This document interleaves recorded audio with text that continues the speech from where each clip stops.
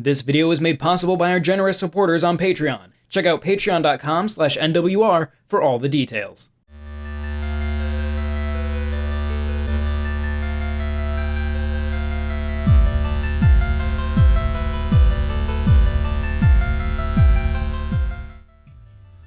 It's hard to believe it's been 6 long years since Tom Happ gifted the world with Axiom Verge, a game I've since played through several times on several different systems.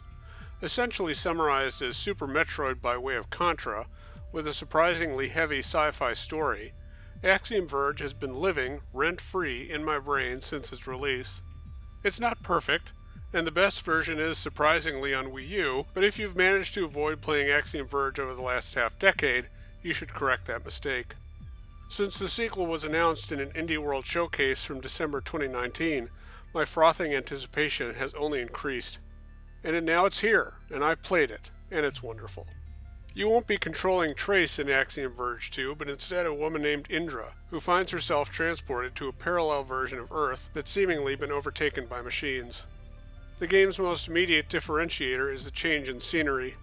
Whereas Axiom Verge 1 took place largely in dark subterranean caverns, the sequel is content to show you the surface of the planet, a planet that is not, in fact, Sudra. Another big change is that Axiom Verge 2's focus is not on combat, but exploration. Indra will find a handful of melee weapons and a couple projectile attacks, but nothing compared to the overabundance of imaginative firepower from the previous game. Instead, you'll quickly be able to grab ledges, climb walls, and perform an impact attack that damages enemies and destroys cracked walls. In addition to finding a steady stream of ability-increasing items, Indra will also find Apocalypse Flasks, which are analogous to skill points. You can customize her abilities using these vials for increased damage, health, and hacking potential. Once Indra finds a drone, it receives its own line of upgrades. As in Axiom Verge 1, Indra will also come across health upgrades here and there. There is plenty of drone gameplay in Axiom Verge 1, especially once Trace gained the ability to warp to the drone's location. In this sequel, the drone is essentially Indra's co-star, as it can, and must, travel to an alternate map that runs parallel to the main map, called the Breach. Oh yes, the Breach! The abstract storm between worlds that kept the Rusalki from killing Thedos in Axiom Verge 1 is now traversable. The Breach plays like an entirely different game, as the drone has its own suite of abilities, including a grappling hook, and the level design is tighter and more compact. The Breach has a unique aesthetic that I really enjoyed, complete with catchy chiptunes, and in fact the whole game has great music. Most of Axiom Verge 2's upgrades have to do with exploration, drone abilities, or breach exploration, but I haven't touched on another key aspect of the game, hacking. Axiom Verge 1 presented players with the Address Disruptor, which pixelated enemies in order to change their behavior. Here, Indra can infect any mechanical object, mobile or otherwise, and have direct control over its subroutines. As you sink skill points into your infection ability, your powers grow. Indra can cause platforms to move, doors to open, or enemies to work for her. Many larger enemies have multiple parts to infect, and at higher levels you can effectively cripple your foes. The drone can also infect, which adds another layer to combat. Indra won't come across any traditional boss fights, but there are plenty of larger mechanical monsters to defeat, and doing so provides Apocalypse Flasks. These fights can be tense if you're not well prepared, but upgrading your infection abilities makes them considerably easier.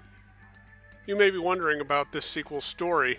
There's not much I can say without edging into spoiler territory, but it does eventually link to the plot of Axiom Verge 1, just not in the way I expected. While I really enjoyed the connection to Axiom Verge 1 and the parallel story of what's going on this alternate Earth, I found Indra herself to be underdeveloped. Part of it is because there's not as much dialogue in Axiom Verge 2, but another larger part is that I miss the character portraits of Axiom Verge 1, where I could really get a good idea of what Trace looked like, and his expressions during story segments.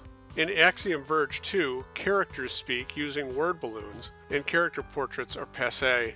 As a result, I didn't feel as connected to Indra as I did to Trace.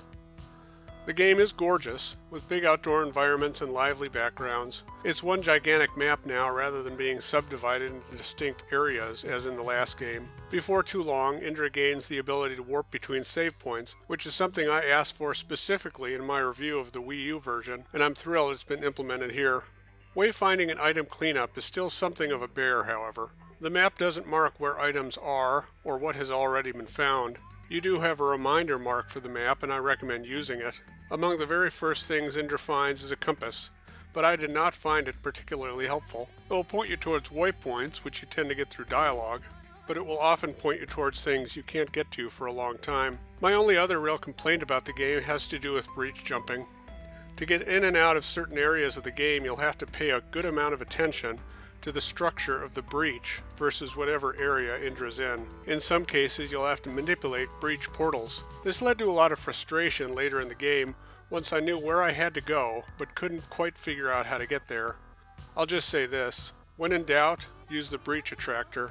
There are still a few apocalypse flasks that I have no idea how to obtain, but I'm sure the internet will have a guide up in no time.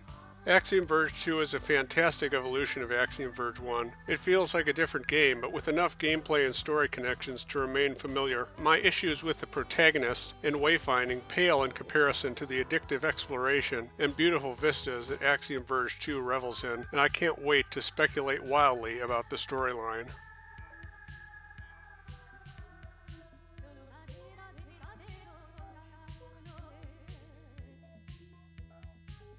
This video was made possible by our generous supporters on Patreon. Did you know that Nintendo World Report is funded directly by fans like you? When you support Nintendo World Report on Patreon, you get immediate access to multiple exclusive podcasts every month, exclusive Discord channels, an early look at select content, and more, all for as little as $1 a month. Check out patreon.com/NWR for all the details.